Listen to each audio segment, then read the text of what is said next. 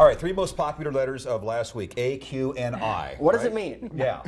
Air quality index. We've talked about it for the past week with that smoke that rolled in on the 17th last Wednesday, 1 week ago. We started off with clear skies and that big cloud of smoke from Western Canada wildfires descended on our area. It was transported from the upper levels of the atmosphere down to the surface thanks to a cold front that really mixes the atmosphere up and allows some of that upper level smoke to come down to the surface, reduced visibility to less than a quarter mile in some situations, and made that AQI in the hazardous category. We'll get into that in a second, but the Alberta, Saskatchewan, British Columbia wildfires in Western Canada, more than 3 million acres have burned, which is 1,600% of normal. Just crazy amounts of forests that have been burned in the western part of Canada, with 58 uncontrolled fires right now. 93, though, have been controlled. At least 200 total fires in the country of Canada, with upper level winds carrying this smoke from the western part of Canada down into our region, and that leads to our poor air quality. When a lot of that smoke in the upper levels of the atmosphere that leads to that hazy sky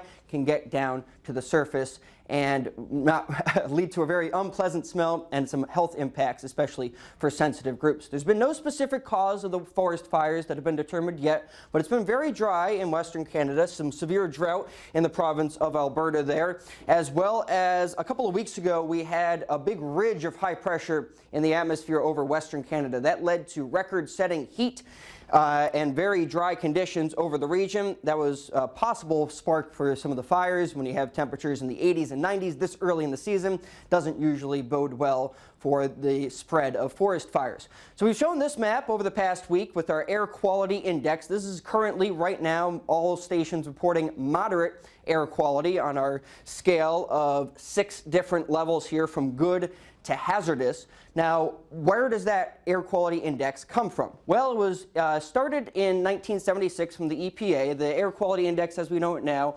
began in 1999. And it takes into account 5 major pollutants that are regulated by the Clean Air Act.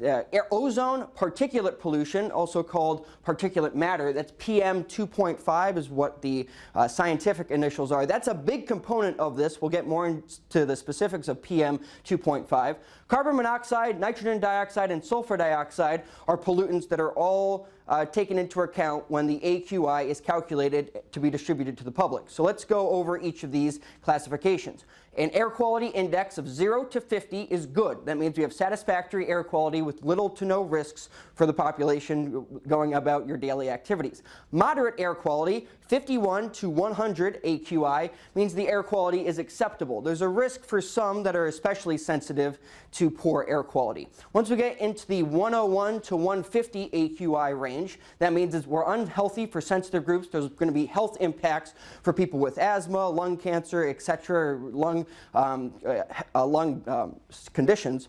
Unhealthy air quality, 151 to 200 on the air quality scale. Health impacts possible for all, and more serious health impacts for those sensitive groups. Very unhealthy air quality, 201 to 300, increased risks of those health impacts for everybody. And hazardous, 300 plus, that means a health warning, emergency conditions, everyone more likely to be impacted by that air quality, poor air quality. And this AQI scale is technically a unitless scale. And why is that? Because some of those pollutants are measured in parts per million, parts per billion, micrograms per cubic meter of air. So conversion factor is a little bit different for each one. So let's take that particulate matter pollutant. Let's say we have 140 micrograms per meters cubed of that pollutant. That carries over to a 195 air quality index. So there's a little bit of a conversion factor taking into account all of those different pollutants to get our air quality index scale. You can find this on fire.airnow.gov or just airnow.gov to figure out what the current air quality index is in your city, and there are certain monitors across the region.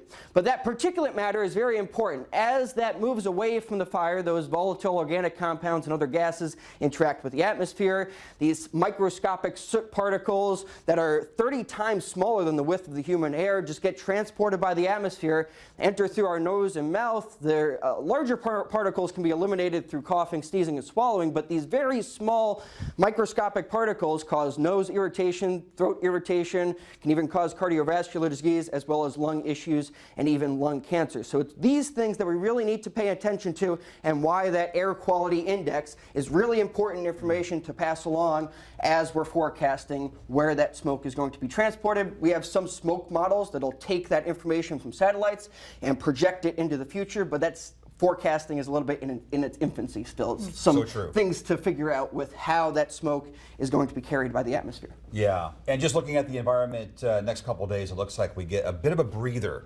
Literally, right? It's going to be a better air quality situation given the rain chances. That's good. Yeah, All right, thanks, Jacob. thanks, You're welcome. Jacob. Good stuff.